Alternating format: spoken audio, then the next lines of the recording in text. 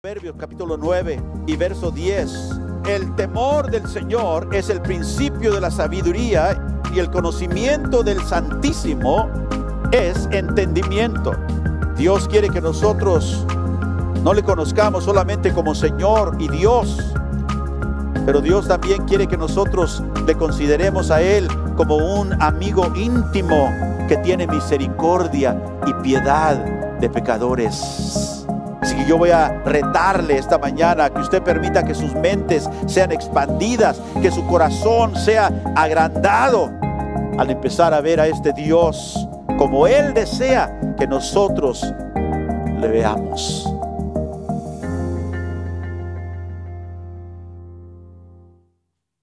Gloria a Dios, bienvenidos hermanos en el nombre del Señor. Puede decir gloria a Dios. Hemos cantado acerca de la santidad de Dios esta mañana porque queremos hablar acerca de la soberanía santa de Dios esta mañana. Sabe que nosotros no podemos realmente vivir una vida agradable a Dios si no conocemos la persona del Señor. Si no sabemos quién es Él, es difícil que nosotros podamos vivir una vida agradable a Él. Por lo tanto, Dios nos ha dado su palabra. Todos digan la palabra. La palabra de Dios es la revelación del Dios vivo, el Dios verdadero. Mucha gente tiene muchos diferentes conceptos acerca de Dios, ¿verdad? Hace algunos meses atrás hablamos un poquito acerca de la naturaleza de Dios, hablamos acerca de la bondad de Dios, hablamos acerca, ¿verdad?, del carácter, algunas de las características que hacen y componen el carácter de Dios. No porque Dios es partes, sino que Dios es espíritu. Él es un Dios entero y completo.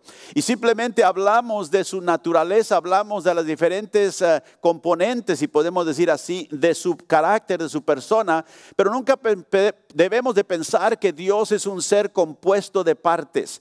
Dios no es así. Dios es un Dios entero y completo. Nosotros lo estudiamos de esa manera y Dios se ha revelado en su palabra de esa manera para que nosotros le conozcamos en la mejor manera que podamos. Porque póngase usted a pensar, ¿cómo podemos nosotros conocer al Dios que es completamente, ¿verdad?, insondable? Como dice la Biblia. ¿Cómo podemos nosotros conocer a un Dios que del quien todas las cosas vinieron? Nosotros podemos pensar, podemos razonar, tenemos una mente, pero Dios es infinitamente mucho más de lo que nosotros somos. Porque aunque somos criados a la imagen de Dios, como he dicho en otras ocasiones, nunca debemos de cometer el error de pensar que Dios es como nosotros. Dios es santo. Amén. Padre, gracias te damos esta mañana. En el nombre de Jesús venimos delante de ti para que tú, Espíritu Santo, nos hable, nos instruyas. Queremos conocerte, Señor, porque sabemos que el fundamento de nuestra vida, de toda vida, depende de cómo te conocemos o si te conocemos. Padre, en esta mañana nos humillamos delante de ti y decimos, Señor, no sabemos aún como debemos de saber. Enséñanos, Señor, enséñanos tu carácter, enséñanos tu voluntad, enséñanos cómo eres tú para que nosotros podamos ubicarnos nosotros también. En el nombre de Jesús te lo pedimos. Amén y amén. Gloria a Dios. Esta mañana si trajo su Biblia, gracias a todos ustedes que nos están viendo en línea y todos los que están aquí en el centro de adoración. Yo quiero que abra su Biblia conmigo al libro de Isaías, el capítulo 5 del libro de Isaías, el profeta Isaías. Sabe que la Biblia enseña que el mundo, todo el mundo está o va a rumbo hacia el juicio. Todos digan juicio. El juicio de un Dios santo. La Escritura nos revela, como he dicho, que Dios es un Dios santo. La palabra santo en la Biblia tiene varios significados, pero el significado más común que encontramos en la Biblia acerca de la palabra santo quiere decir algo que es apartado o algo aparte. Cuando Dios mandó a los sacerdotes que rociaran con sangre los vasos del ministerio, ¿verdad?, del templo, rociaban y eran santificados por medio de esa sangre. O sea que aunque eran vasos como cualquiera otros, ahora porque habían sido santificados, eran especiales, habían sido apartados o separados. Cuando la Biblia nos dice que Dios es santo, sí, habla de su pureza, que Dios no tiene ninguna tacha, ninguna marca, ningún pecado. Dios no es como nosotros en esa área. Pero, como digo, la palabra santo, santificado, es la palabra apartado o separado. Y cuando hablamos de que Dios es santo, tenemos que tomar esto en cuenta. Dios es aparte de todo lo que es la creación. Dios no es parte de la creación. Uno de los errores de los testigos de Jehová es que ellos dicen que Jesús, aunque Él es un Dios, es una creación. Y entonces Él no puede ser Dios, el Dios eterno, si es parte de la creación. Porque la Biblia dice que todo lo que fue criado vino de Él o fue hecho por su mano. Entonces Dios es mucho más arriba de la creación, de todo lo que podemos nosotros imaginarnos o pensar. Dios es aún mucho más que ello. La Biblia nos dice que Dios es santo y es incomparable. El profeta Isaías, inclusive en los capítulos, ¿verdad?, posteriores, nos dice que ¿a quién me compararéis?, dijo el Señor. ¿Con quién me vas a comparar? ¿Con los reyes poderosos de la tierra? Las naciones, dice, las naciones son como la tierrita, ¿verdad?, en el balance. ¿Con quién me vas a comparar?, dice el Señor. Con el universo. Yo lo crié todo, vino de mi mano, yo le di nombre a las estrellas. Entonces Dios quiere que nosotros estemos bien claros en nuestra manera de pensar que Él es santo, Él es enteramente aparte de su creación. Este Dios santo que la Biblia nos presenta también, nos presenta como un Dios soberano. Y el concepto de la soberanía tiene que ver con el control que Dios tiene sobre todo lo que Él crió y todo lo que Él domina. Cuando decimos que Dios es soberano, estamos diciendo que Dios tiene control de todas las cosas. No nada más hay algunos cristianos que piensan que Dios tiene todas las cosas bajo su control, menos el diablo. Que el diablo es algo aparte. No, el diablo también y toda su obra y todo lo que él hace está bajo el control de Dios. Por eso Cristo le dijo a Pilato, cuando él le dijo, ¿verdad? A Pilato le dijo, tú no sabes que yo te puedo liberar o tengo el poder para crucificarte. Y el Señor le dijo, tú no tienes poder sobre mí más que te ha sido dado del cielo. Ve, el Señor sabía bien quién es el que estaba en completa autoridad y completo control. Así que no hay nada en la creación, no hay nada en lo que Dios ha hecho que esté fuera de su control, y nada ni nadie pueden resistir el poder de la soberanía de Dios, ni pueden burlarse de su sabiduría. Gloria a Dios. Aquí en el capítulo 5 del libro de Isaías, yo quiero empezar porque voy a continuar el próximo domingo hablando de este tema, pero quiero que empecemos aquí porque Dios, que es el Dios soberano, el Dios que controla todo, el Dios santo, habla al pueblo de Israel.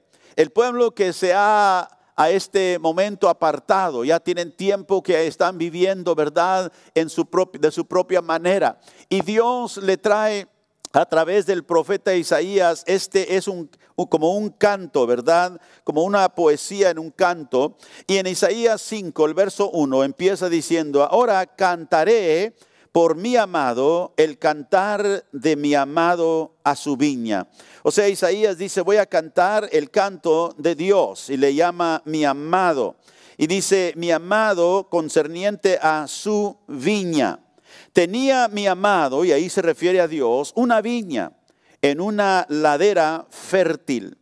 La había cercado y despedragado y plantado de vides escogidas. Había edificado en medio de ella una torre y hecho también en ella un lagar, y esperaba que diese, ¿qué? Uvas. Dice, esperaba que diese uvas, y dio uvas silvestres. Esperaba Dios que diera esta viña, ¿verdad? Uvas buenas, dice la Biblia en inglés. Y aquí, pero sin embargo, dio uvas silvestres. Ahora pues, vecinos de Jerusalén y varones de Judá, juzgad ahora entre mí y mi viña. ¿Qué más se podría hacer a mi viña que yo no haya hecho en ella? ¿Cómo esperando yo que diese uvas, ha dado uvas silvestres? Ahora, Dios plantó una viña, dice el profeta Isaías en el canto, ¿verdad? Por su amado, que es Dios una vez más. Él ha plantado una viña en una ladera fértil, en un campo fértil. Dios plantó a la nación de Israel en un ambiente de bendición. Lo puso, dice aquí, en el mejor lugar, en el lugar más fértil. Dios les dio a Israel su ley, les dio su santa palabra. La Biblia dice que ninguna otra nación tenía ese privilegio, solamente Israel, la nación de pacto. Dios les dio su ley y también les dio una tierra deseable que le prometió al pueblo por su promesa a Abraham. Y Dios esperaba, dice el versículo 4, el Señor esperaba que la viña produjera uvas buenas, pero lo único que dio, dice, fueron uvas silvestres. La nación no produjo, no trajo a cabo el fruto que Dios esperaba de ellos. ¿Y qué iba a hacer Dios? En el versículo 5 sigue diciendo, os mostraré, dice el Señor, pues ahora lo que haré yo a mi viña. Le quitaré su vallado y será consumida. El vallado era la cerca, aquello que lo protegía, aquella barrera que Dios había puesto alrededor de su viña, de su pueblo, que lo había plantado, como dije, en una área fértil para producir. Y Dios dijo, ¿qué haré yo con mi viña? Porque ha producido estas uvas silvestres. Le quitaré el vallado y será consumida. Aportillaré su cerca y será hollada. Haré, dice, haré que quede desierta, no será podada ni cavada, y crecerán el cardo y los espinos, y aún a las nubes mandaré que no derramen lluvia sobre ella. Ciertamente la viña de Jehová de los ejércitos es ¿quién? La casa de Israel. Y aquí nos damos cuenta de quién está hablando de esta viña. Y los hombres de Judá, planta deliciosa suya, esperaba juicio, y aquí vileza, justicia, y aquí clamor. Aquí vemos que Dios, ¿verdad?, reclama al pueblo porque ha producido solamente uvas silvestres. Y detrás de este canto, detrás de esta parábola que usa al profeta Isaías para declarar aquí, de estas uvas silvestres, ¿qué son? Bueno, Dios empieza a identificarlas aquí en este capítulo, en el verso 8 del capítulo 5, note la palabra ay de los que juntan casa a casa. Esta palabra ay es un pronunciamiento de una maldición. ¿Por qué? Porque los pecados del pueblo, ¿verdad?, que habían ellos cometido en contra de este Dios, que es el Dios santo, como vamos a ver en unos momentitos, clamaba el juicio de un Dios que es justo y recto y santo. Y el profeta dice, ay de vosotros. Esa palabra ay es una expresión que los profetas, especialmente del Antiguo Testamento, usaban. Los judíos entendían bien. Esa palabra ay era un pronunciamiento de una maldición sobre uno.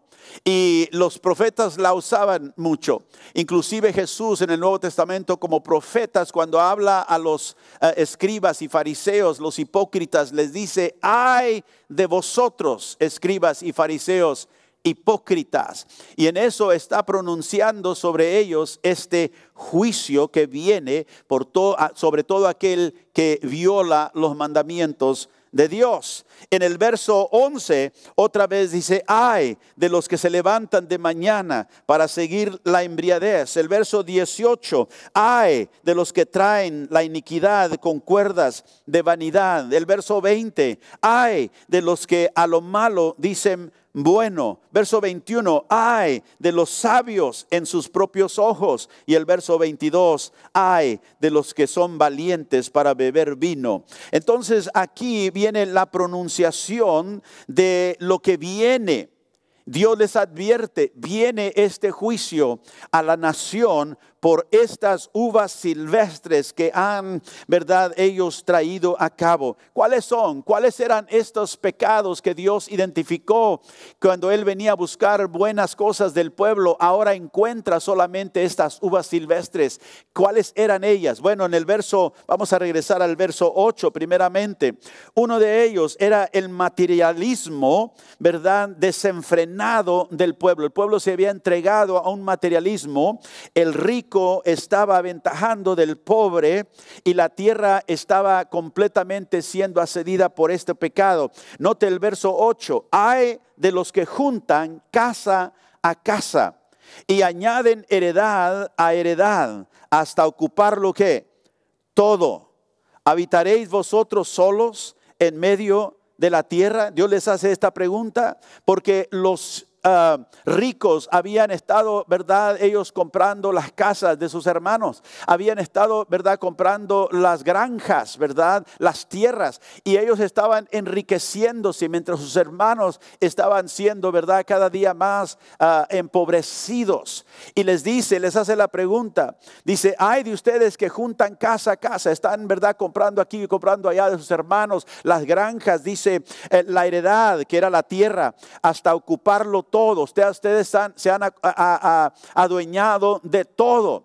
Dice, ¿habitaréis vosotros solos en medio de la tierra? Y Dios los encara este pecado de materialismo desenfrenado. En Levítico 25, guarde su lugar ahí en Isaías, pero en Levítico 25, el verso 23, Dios les había dicho esto acerca de la tierra. Note, la tierra no se venderá a perpetuidad. Porque la tierra, ¿de quién era? Era de Dios. La tierra prometida era de Dios. Y Dios le dijo, ustedes, dice, la tierra no se venderá a perpetuidad. Quiere decir que la gente no compraba la tierra y era de ellos para siempre. Dios dijo, porque la tierra es mía. Pues vosotros forasteros y extranjeros sois para conmigo. Verso 24 sigue diciendo, por tanto, en toda la tierra de vuestra posesión otorgaréis rescate a la tierra.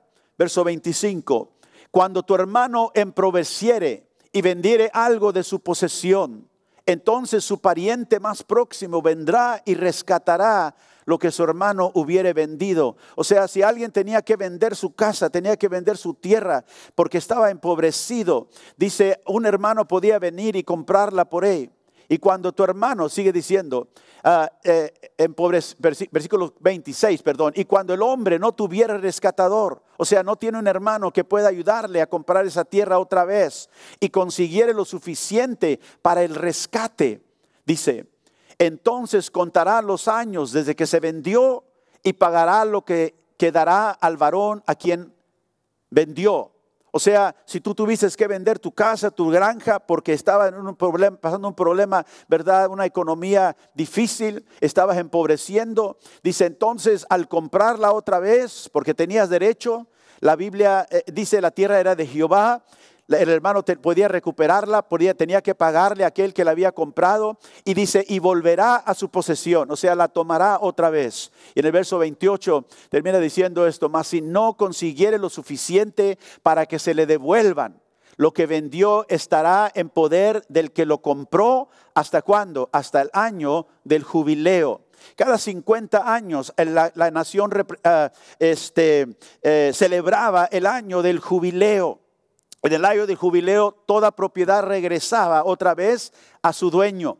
Y al jubileo dice saldrá y él volverá a su posesión. Entonces, si alguien vendía su propiedad, ¿verdad?, podía una vez recuperarla. Dios no quería que la gente empezara a comprar todo de sus vecinos y que dejara a todos en la calle. Y por eso aquí, regresemos a Isaías, el capítulo 5, Dios les encara, ¿verdad?, acerca de este pecado, que ellos estaban, ¿verdad?, apoderándose de las casas de sus hermanos, de las tierras de sus hermanos. Y Dios les dijo, ay de vosotros el juicio de Dios viene. El verso 9 le sigue diciendo: ha llegado a mis oídos de parte de Jehová de los ejércitos, que las muchas casas han de quedar asoladas sin morador, las grandes y las hermosas. Y Dios les dice: porque han hecho esto ustedes, porque han violado mis instrucciones. Dice: las casas que han comprado van a quedar solas, sin moradores. Dice: y grandes y hermosas como están, pero así van a quedar. O sea, ustedes no van a disfrutar de ellas. Verso 10: y 10 yugadas de viña producirán un bato, y un homer de semilla producirá una efa. Dios les estaba diciendo: sus casas van a quedar solas y sus cosechas, porque las granjas también las estaban comprando. 10 acres, nos dice los eruditos de la Biblia, que los 10 acres de viña producirían 6 galones solamente de vino. Póngase usted a pensar: 10 acres de viñas solamente para producir 6 galones de vino. 10 costales de semilla producirían una canasta de grano solamente. O sea, Dios les estaba diciendo: ustedes van a sembrar, pero no va a haber producción. Ustedes van a edificar, van a comprar, pero no van a disfrutar de ellas. Hermano, el materialismo desenfrenado, Dios lo odia. Especialmente cuando nosotros lo hacemos eso en contra de nuestros hermanos. Y vemos que Dios, ¿verdad?, reprendió al pueblo y le dice: esta es una de las uvas silvestres que ustedes, ¿verdad?, han traído a cabo. En el verso 11 sigue adelante y les dice otro pecado que ellos están cometiendo. Ay de los que se levantan de mañana para seguir, ¿qué? La embriaguez, que se están hasta la noche, hasta que el vino los enciende. Y en sus banquetes hay arpas, vihuelas, tamboriles, flautas y vino, y no miran la obra de Jehová, ni consideran la obra de sus manos. Por tanto, mi pueblo fue llevado cautivo, porque no tuvo conocimiento, y su gloria pareció de hambre, y su multitud se secó de sed. Y aquí Dios les encara en el pecado, ¿verdad?, de una borrachera. Aquellos que siguen la embriaguez desde la mañana, dice, hasta en la noche. Pero note el versículo 13, que en medio de esas fiestas, donde hay música, donde hay la flauta, dice, en medio de esas fiestas, en esa continua embriaguez de la mañana hasta la noche, note el verso 13, les dice: su gloria pareció de hambre. ¿Cómo parece uno de hambre en medio de fiestas? Y la multitud dice que se secó de sed. ¿Cómo se seca uno de sed si está tomando todo el día, del día hasta la noche? Dios les está diciendo aquí de algo que ellos todavía no entienden. Están haciendo toda, ¿verdad?, su lujuria aquí de pecado. Están ustedes, ¿verdad?, embriagándose a todo tiempo. No consideran la obra de Jehová. Están en fiestas todo el tiempo. Y lo que les va a pasar es esto: que van a carecer de hambre. Pero la hambre que Dios está hablando ahí es la hambre de la palabra, la hambre de la presencia de Dios, de la presencia del Dios Santo. Y les dice: ustedes todos que están embriagando todo el día se van a secar de sed. Qué terrible, ¿verdad?, estar tomando y nunca saciarse, estar comiendo y nunca poder llenarse. Y Dios les dice: esto será a cabo porque ustedes han violado mis mandamientos. Y luego les dice, y a ustedes que les gusta tanto la fiesta y estar comiendo y estar, ¿verdad?, en medio de todo eso, embriagándose, déjenme decirles lo que va a pasar. Mire el versículo 14, le dice: por eso ensanchó su interior el Seol, y sin medida extendió su boca. ¿Quién se lo va a comer? Dice: la tumba, la muerte los va a consumir. Van a ustedes ser comida para la muerte. Dice: y allá descenderá la gloria de ellos, y su multitud, y su fausto, y el que en él se regocijaba. Dios les está admonestando, les está diciendo: viene esto por causa de que ustedes no produjeron lo que yo esperaba de ustedes, habiéndolos plantado en un lugar fértil. Y luego sigue en el versículo 15. El hombre, dice, será humillado, y el varón será abatido, y serán bajados los ojos ¿de quién? de los altivos. Y aquí Dios les encara por el pecado, ¿verdad?, de ser desafiantes en su desobediencia a Dios. Note, el hombre será humillado. ¿Por qué? Porque eran soberbios. El varón será abatido porque pensaban que ellos estaban en control, y bajarán sus ojos. Los ojos de los altivos, los ojos de aquellos que, ¿verdad?, que son orgullosos, serán bajados. Dios les encara el pecado desafiante de su pecaminosidad. Pero el versículo 16 dice: ustedes serán humillados, pero Jehová de los ejércitos será, ¿qué?, exaltado en juicio, y el Dios santo será santificado con justicia. Note el contraste. El hombre será humillado, verso 15, bajará sus ojos, pero Jehová será exaltado. ¿Por qué? Porque el que se exalta, Dios lo humilla. El que se quiere elevar a sí mismo en su propia, ¿verdad?, estima, Dios lo va a bajar. Y Dios les dice: este es otro de las uvas silvestres que ustedes han traído. ¿Y qué más vemos? Que ellos se burlaban, se mofaban de las cosas de Dios, aunque vivían en medio de un pueblo que conocía las cosas de Dios. En el verso 18 dice: ay de los que traen la iniquidad con cuerdas de vanidad, y el pecado como coyundas de carretera. Qué aflicción, dice la Biblia de las Américas, para los que arrastran sus pecados con sogas hechas de mentiras, que arrastran detrás de sí la maldad como si fuera una carreta. Y Dios pinta este cuadro, ¿verdad?, del pueblo que arrastra con sus pecados, que no se deshace de ellos, sino que los lleva, se mofa de Dios, se exalta en contra de la bondad de Dios. Y en el versículo 19 dice, en la Nueva Traducción Viviente, hasta que se burlan, dice, hasta se burlan de Dios. ¿Qué decían? Apresúrate, Dios, haz algo, queremos ver lo que puedes hacer. Retando a Dios, no vemos nada, a ver qué puedes hacer, hazlo pronto. Dice, queremos ver lo que puedes hacer, que el Santo de Israel lleve a cabo su plan, porque queremos saber qué es. A ver si eres Dios, queremos ver algo, apresúrate. Como que, ¿verdad?, empieza a actuar para nosotros, como que fuera, ¿verdad?, un actor en una plataforma para empezar a darles un show. Queremos ver, apresúrate, haz algo. Se mofaban de Dios, se burlaban de ellos. Y su pecaminosidad era desafiante en contra de Dios. Pero Dios le dice, Dios será exaltado, y les advierte al pueblo por medio del profeta. Y en el verso 20 vemos otro pecado que Dios les encara, y es la perversión moral.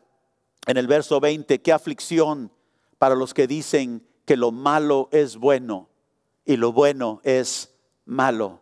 Que la oscuridad es luz y la luz es obscuridad. Que lo amargo es dulce y lo dulce es amargo. Una perversión de lo que es la moral que Dios, ¿verdad?, las normas morales que Dios les había dado, ellos ahora las destruyen. Como vemos hoy, en el día de hoy, tenemos nuevas definiciones del pecado. Ya no le llamamos a lo malo malo, ahora le llamamos bueno. Ahora ya no decimos que estamos en pecado, decimos que tenemos una vida alterna o alternativa, que no creemos, ¿verdad? Creemos en el poder de escoger, en lugar de llamarle lo que es el asesinato de los niños en el vientre. Tenemos la definición, ¿verdad?, del pecado que nosotros queremos. Usamos el vocabulario de Dios, lo bueno y lo malo, ¿verdad? Pero no usamos el diccionario de Dios.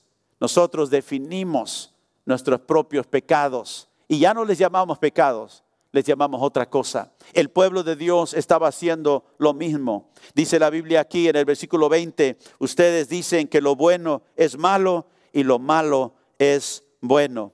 Hacen que de la luz tinieblas y de las tinieblas luz. Ponen lo amargo por dulce y lo dulce por amargo.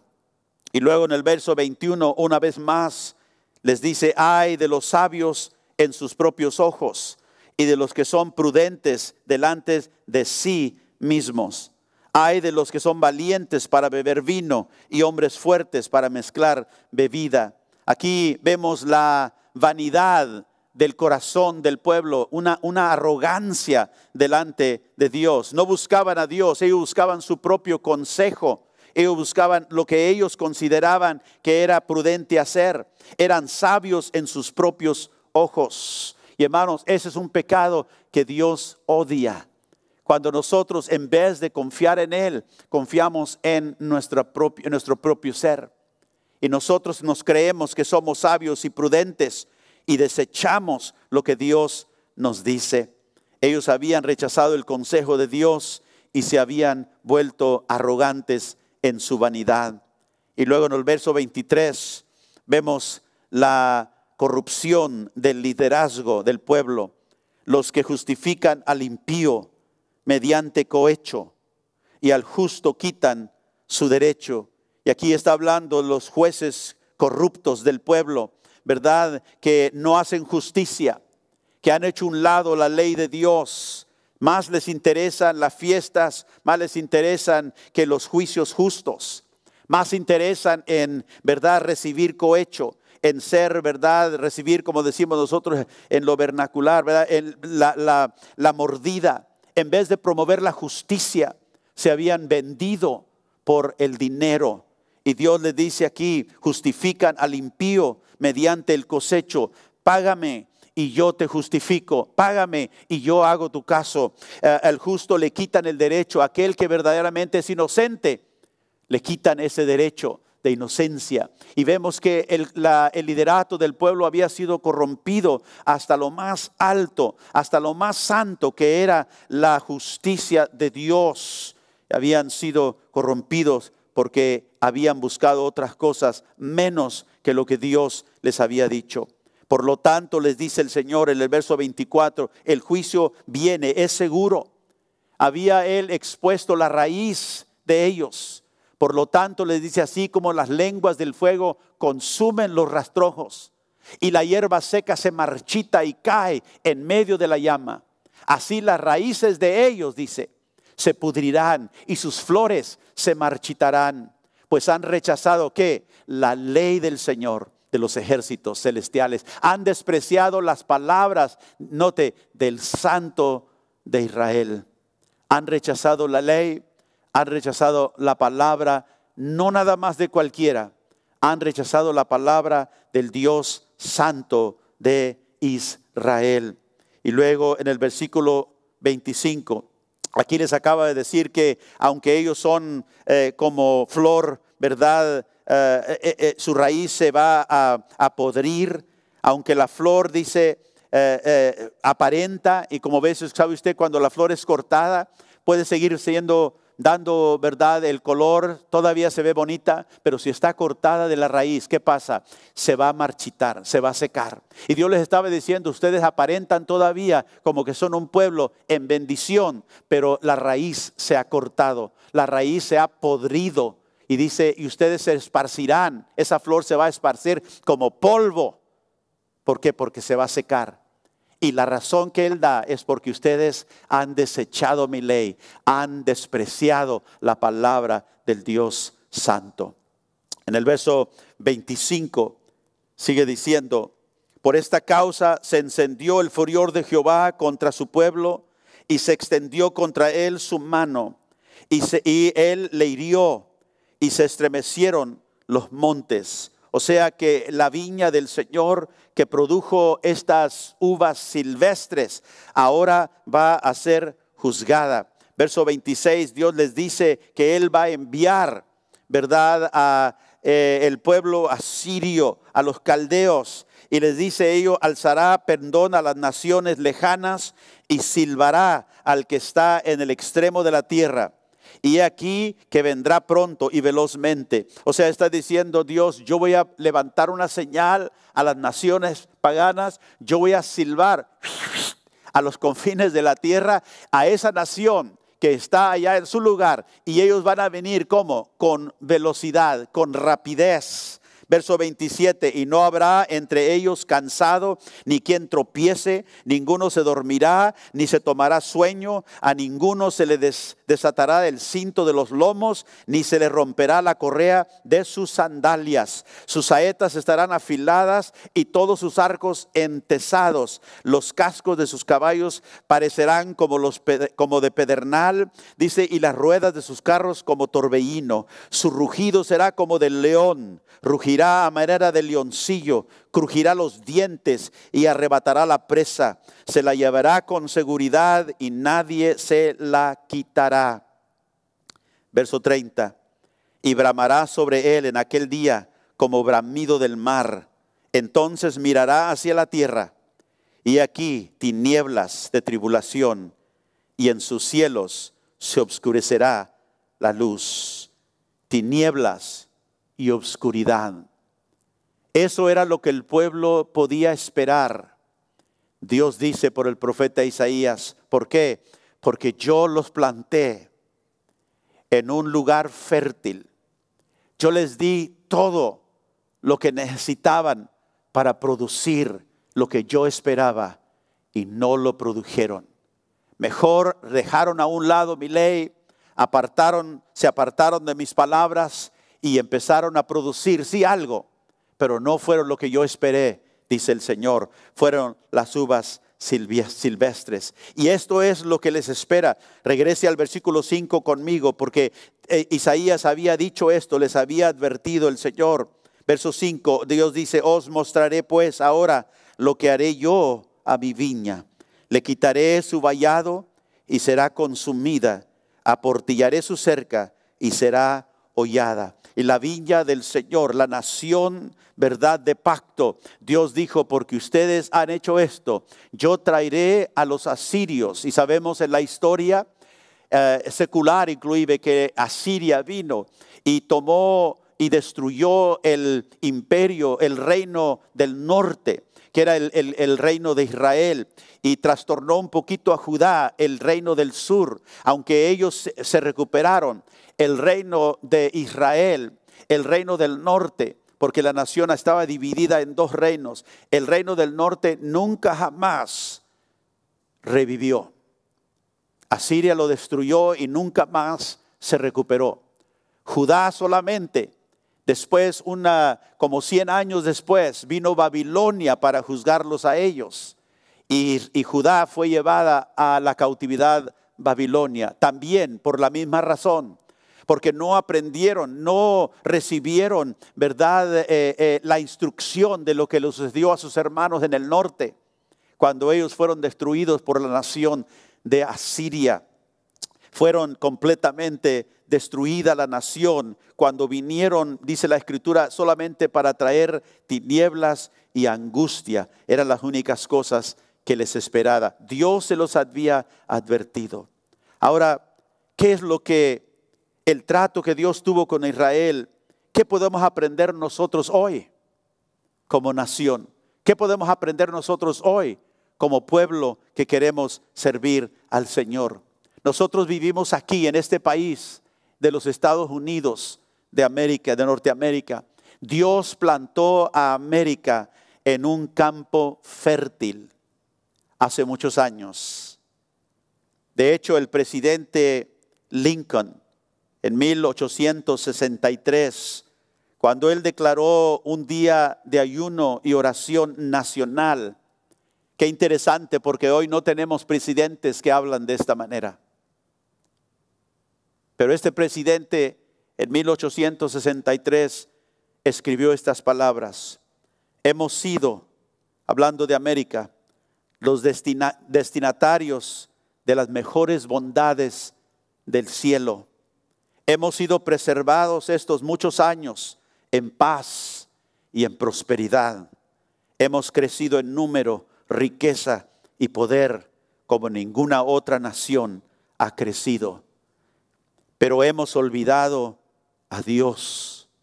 Hemos olvidado la mano misericordiosa que nos preservó en paz y nos multiplicó.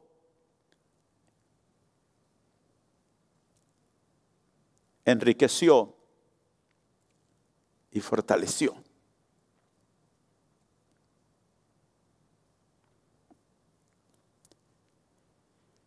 y hemos imaginado en vano, en el engaño de nuestros corazones, que todas estas bendiciones fueron producidas por alguna sabiduría superior y virtud propia. Intoxicados por el éxito ininterrumpido, nos hemos vuelto demasiado autosuficientes para sentir la necesidad de la gracia redimidora y preservadora. Demasiado orgullosos para orar al Dios que nos hizo. Abraham Lincoln. Dios nos ha dado muchas cosas como lo hizo con Israel. Como país, Dios nos dio principios fundados en la fe cristiana. Dios nos dio una moralidad y valores bíblicos conforme a su palabra. Nos dio hombres que conocían la palabra de Dios y nos dio una teología sana. Pero esta nación ha tomado el mismo camino que tomó Israel. Y aunque Israel era una nación de pacto, nosotros como Israel tomamos este mismo camino, pero no siendo una nación bajo la protección de un pacto. Nos encontramos hoy como Israel se encontró al borde del juicio. ¿Por qué?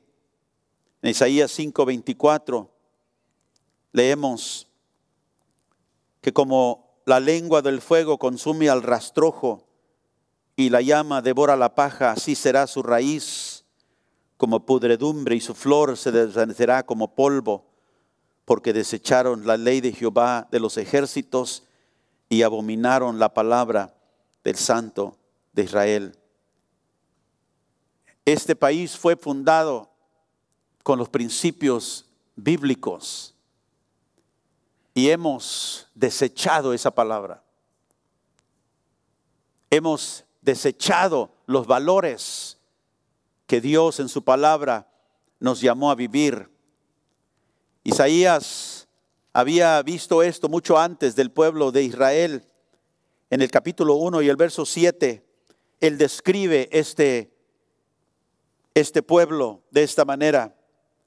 Y les dice en el verso 4, oh gente pecadora, Isaías 1:4, pueblo cargado de maldad, dice, con el peso de su culpa, está lleno de gente malvada, hijos corruptos que han rechazado al Señor, que han despreciado al Santo de Israel y le han dado, ¿qué?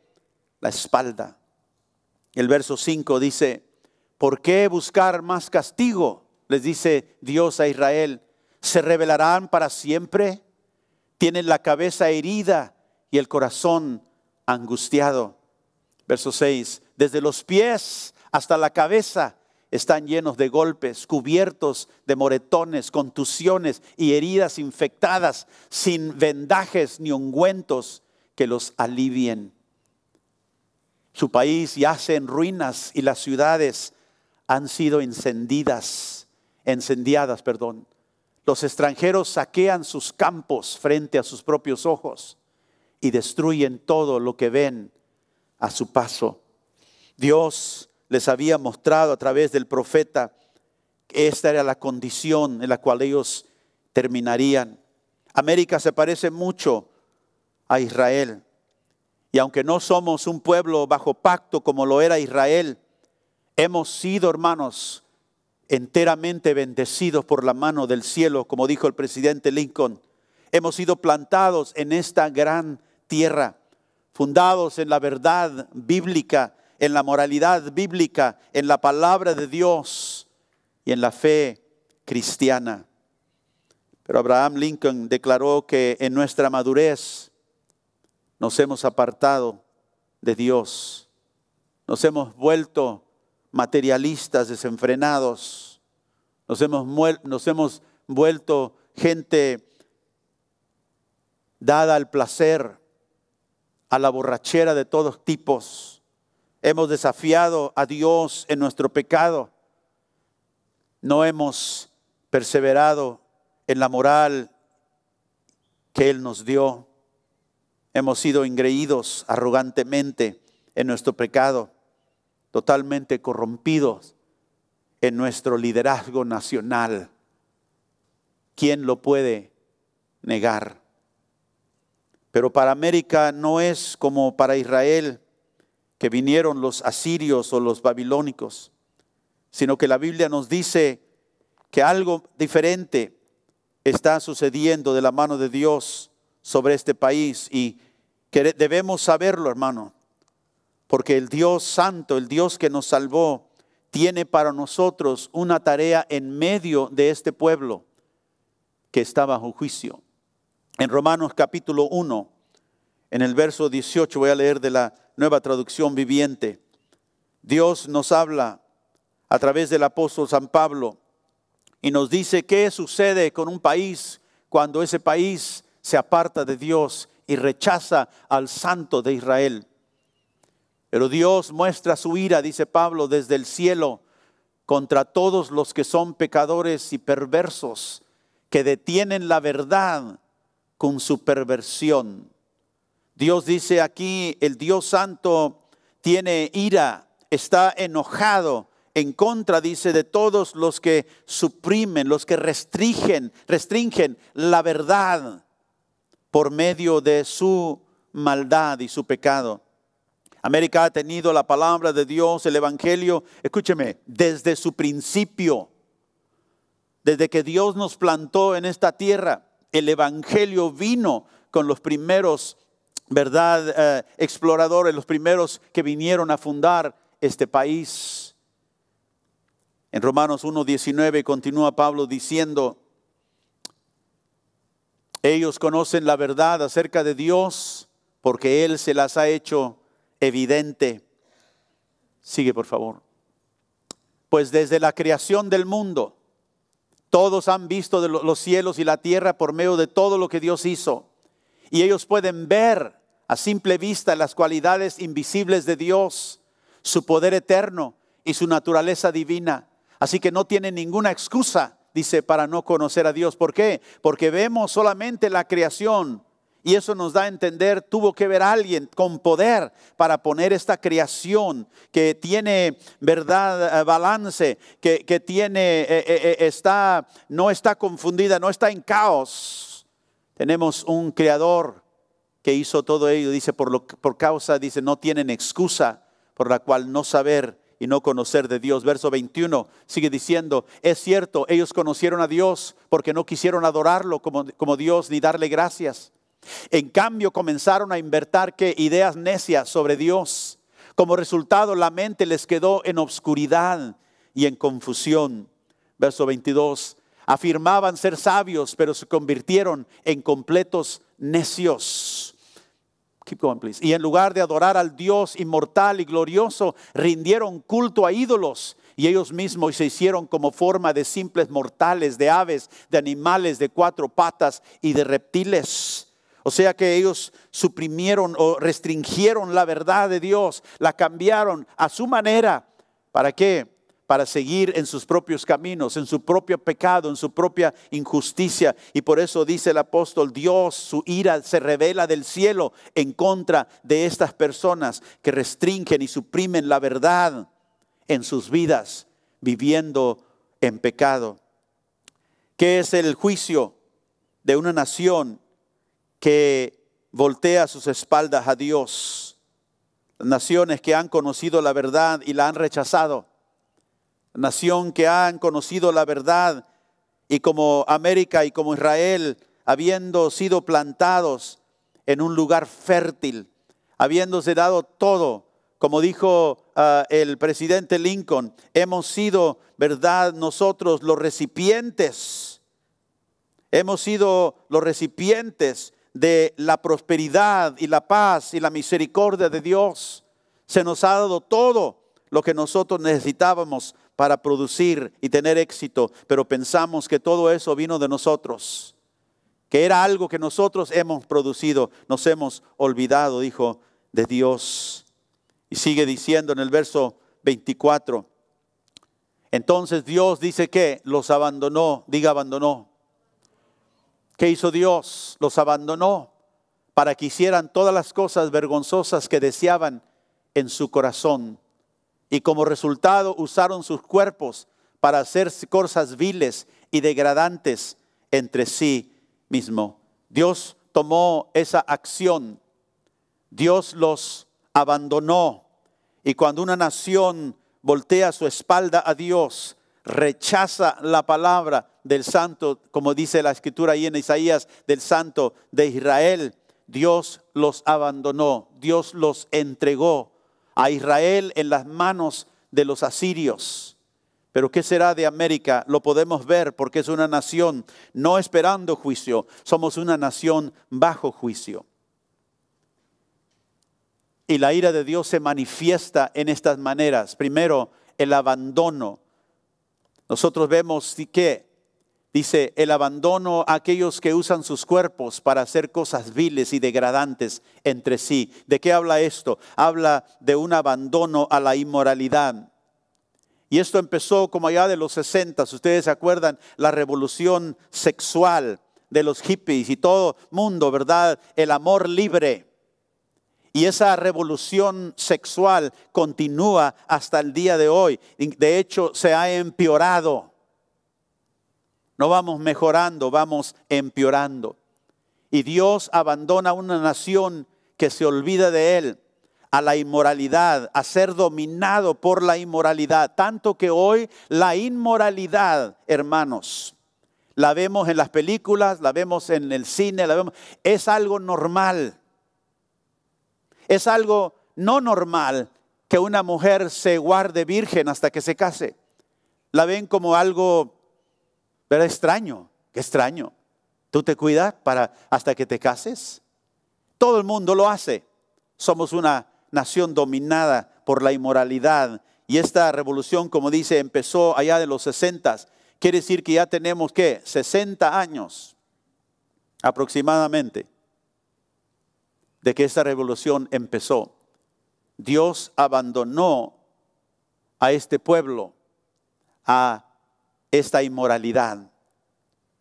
Ese fue el primer paso, que ahora, como digo, la inmoralidad se ha normalizado. El segundo paso lo vemos en el verso 26 y 27. Dice entonces, verso 26, por favor. Por esa razón Dios los abandonó a sus pasiones vergonzosas. Aún las mujeres se rebelaron contra la forma natural de tener relaciones sexuales y en cambio dieron rienda suelta al sexo unas con otras. El lesbianismo. Keep going, please. Verso 27. Los hombres, por su parte, en lugar de tener relaciones sexuales normales con la mujer, ardieron en pasiones unos con otros. Los hombres hicieron cosas vergonzosas con otros hombres y como consecuencia de ese pecado sufrieron dentro de sí el castigo que merecían. El segundo paso, una nación que se olvida de Dios, es que Dios lo abandona al homosexualismo. La revolución homosexual ahora la estamos viviendo. ¿Quién lo puede negar? De hecho, personas en lugares altos de posición, de liderazgo. De hecho, tuvimos un candidato a la presidencia estas últimas elecciones que era un homosexual abierto, casado con otro hombre. Y nadie pensó nada malo de ello. Pero Dios dice, esa es una de las evidencias que Dios ha abandonado a un pueblo, aún en los lugares más altos del país. Tenemos esta aceptación de esta manera de vivir que se le llama estilo de vida, pero es un pecado delante de Dios. ¿Qué es el tercer paso y la tercera evidencia de que una nación ha sido entregada, abandonada por Dios? El verso 28 dice, por pensar que era una tontería reconocer a Dios, Él los abandonó a sus tontos razonamientos y dejó que hicieran cosas que jamás deberían hacerse. Dios abandona no solamente a la inmoralidad, primer paso, la nación dada al homosexualismo, segundo paso, sino que luego viene a Dios a abandonar al pueblo a una mente reprobada, a una mente depravada, que es lo peor de todo. Porque aunque uno se entrega a la inmoralidad, sufre en su cuerpo, al homosexualismo, sufre el cuerpo, sufre las enfermedades venéreales, ¿verdad? Pero cuando uno pierde el razonamiento, cuando uno pierde la manera de pensar correctamente, es el peor de todos. Y sabe que usted que hay la gente que aún aboga por el pecado. Lo vemos en la televisión, lo vemos en todos los medios, abogando por hacer lo malo. Ingreídos arrogantemente en su pecado. Entonces dice el Señor a través del apóstol Pablo, están llenos, se han llenado. ¿De qué? Verso 29. Dice, atestados de toda injusticia, fornicación, perversidad, avaricia, maldad, llenos de envidia, homicidios, contiendas, engaños y malignidades. Son murmuradores, detractadores, aborrecedores de Dios, injuriosos, soberbios, altivos, inventores de males, desobedientes a los padres, necios, desleales, sin afecto natural, implacables y sin misericordia. Quienes habiendo entendido el juicio de Dios. ¿Y sabe quién entiende más qué es el juicio de Dios en estas cosas? Israel, que le fue dada la palabra y los valores de Dios. América, que fue plantada en una tierra fértil y creció como ningún otro país en la tierra. Y desde el principio Dios les dio el evangelio y la palabra. ¿Quién conoce mejor el juicio de Dios? Nosotros. Dice que aunque conocemos el juicio y entendemos el juicio de Dios, que los que se practican tales cosas son dignos de muerte. No solo los hacen, sino que también se complacen con los que la practican. No solamente las hacen, sino abogan porque otros las practiquen. Se complacen en que otros la hagan. Porque entre más pecado haya, menos nos sentimos mal. Porque todos los están haciendo. No. Dios le dice al país de Israel, a nación de pacto, vendrá aquella nación que va a traer el juicio. A nosotros nos ha dicho, desde el principio lo hemos tenido. Y sabe usted, muchas veces ni nos hemos dado cuenta. Estamos esperando que vengan los babilónicos. Estamos esperando que vengan, ¿verdad?, los asirios como Israel. Y quizás algún día vendrán. Pero hoy tenemos las evidencias, hermanos, de que somos un pueblo bajo juicio. Dios no está agradado con América. Este es el país donde vivimos. Y tenemos responsabilidad de orar por él. Y tenemos responsabilidad de vivir en medio de este pueblo como el pueblo santo de Dios. Porque estamos bajo un juicio. ¿Y quién lo puede negar? La inmoralidad se ve por todos lados. Se ha aceptado como natural. ¿Quién puede negar que la expansión del homosexualismo ha llegado a los lugares más altos de nuestro país? Y la corrupción de los líderes está cumplida. ¿Quién puede negar que ahora la gente tiene mente depravada, que llama lo bueno malo y lo malo bueno?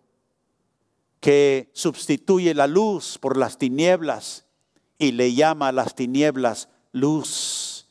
Es que ahora estamos ya más iluminados. Hacemos esto porque ahora entendemos mejor.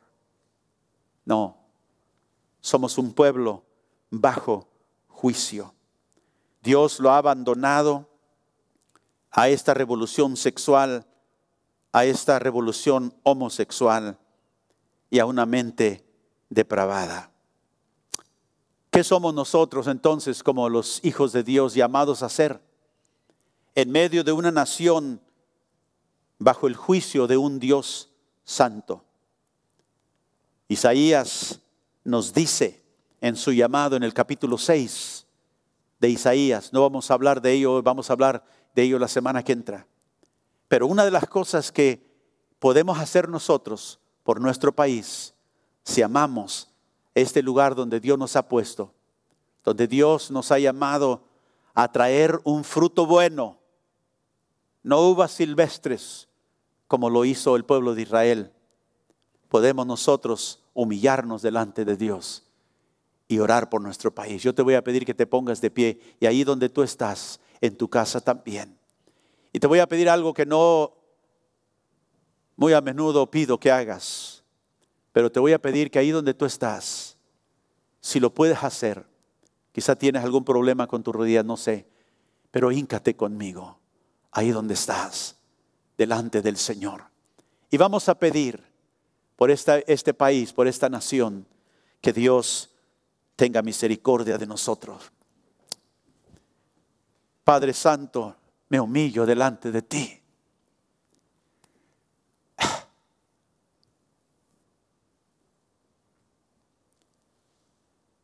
Como iglesia nos arrodillamos ante tu presencia.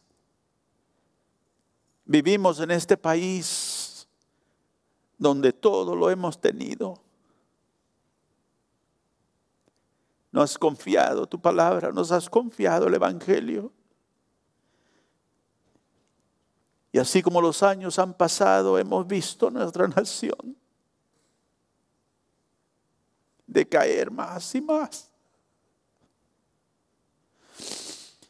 Y primero, Señor, delante de ti nos arrepentimos, porque no hemos sido la sal ni la luz que hemos debido ser en este país que tanto te necesita. Hemos sido, Señor, los beneficiarios, como Israel fue plantado en una tierra fértil. Nos has bendecido, hemos crecido, hemos desarrollado la economía más poderosa del mundo. Pero estamos pobres. Perdónanos, Señor, porque no hemos tomado nuestro lugar. Hemos muchas veces, Señor, comprometido nuestros valores por lo que el mundo nos ha ofrecido. Perdónanos, Señor, y restáuranos, te pedimos, como tu pueblo aquí en medio de una nación bajo juicio. Lo vemos muy evidentemente aquí en tu palabra, tú nos los has hecho claro. La ira tuya, Señor, está en contra de toda injusticia, toda impiedad de hombre que restringe la verdad, de que suprimimos la verdad, Señor, por la manera en que vivimos. Perdónanos si no hemos traído uvas buenas en tu viña, Señor. Redarguye nuestras vidas. Y si estamos envueltos en alguno de estos pecados que hemos leído, perdóname, Señor, perdónanos. Y levanta tu iglesia aquí en medio de un pueblo, Señor, que cada día se pone peor. Y déjanos ser luz en medio de las tinieblas. Úsame. Pedimos por este país, por nuestros líderes. En los lugares más altos, Señor, tú ves la corrupción. Tú ves, Señor, el pecado. Perdona, Señor. Salva. Trae luz a nuestros líderes, Padre. Y si ellos no doblan su rodilla ante ti, tú tienes el poder para removerlos y darnos líderes, Señor, que te teman y que retornen a este país a los valores y los principios que tú le diste al principio. Pedimos, Señor, que tú tengas misericordia de este país, de los Estados Unidos. Ten misericordia de nosotros, Señor, porque sin ello este país perecerá como todos los demás en la historia. Ayúdanos, Señor, y por nuestros hijos, por nuestros nietos, por nuestros bisnietos, todos aquellos que vendrán en nuestra línea detrás de nosotros. Ayúdanos para guiarlos, para que esta nación pueda ser restaurada en tu voluntad, Señor. Yo te pido esto en el nombre de Jesús. Y que en este momento, Señor, al clamar a ti, tú perdonas, porque eres un Dios perdonador, de compasión y de gracia. Y en este momento, Señor, te entregamos nuestras vidas, las ponemos en el altar, para que al salir nosotros de este lugar, salgamos con entendimiento, para vivir nuestras vidas de una manera, Señor, que te agrada a ti. Bendice, Señor, a tu pueblo, que sea una bendición en medio de este país, en el nombre de Jesús. Amén, Señor. Amén.